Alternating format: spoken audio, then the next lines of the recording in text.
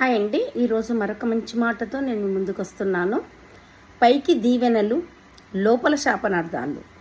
పైకి ప్రేమ, లోపల ద్వేషం. పైకి మనిషితత్వం, లోపల రాక్షసత్వం. పైకి నిజాయితీ, లోపల నటన. ఇదే నేటి మనిషి యొక్క నైజం అన్నట్టు. పైకి మనస్ఫూర్తిగా దీవిస్తున్నట్టు అంటారు, కానీ లోపల మాత్రం అందరికి కనిపించేలా దీవెనలు ఉంటాయి, కానీ మనసులో మాత్రం శాపనార్థాలు ఉంటాయి. పైకి ప్రేమ నటిస్తుంటారు, కానీ లోపల మాత్రము ద్వేషం అనేది ఉంటుంది. అలాగే పైకి మనిషిలాగా మామూలుగా మన తత్వము బయట పెడతాం, కానీ లోపల రాక్షసత్వం ఉంటుంది. పైకి నిజాయితీగా ఉంటాం, కానీ లోపల మాత్రం మొత్తం నటననే ఉంటుందంట.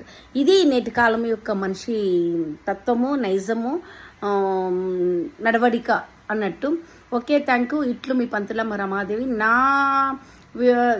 ఈ రమాదేవి వ్లాగ్స్ అనే ఛానల్ని ఎంకరేజ్ చేయండి, లైక్ చేయండి, సబ్స్క్రైబ్ చేయండి, షేర్ చేయండి. Okay, thank you and bye.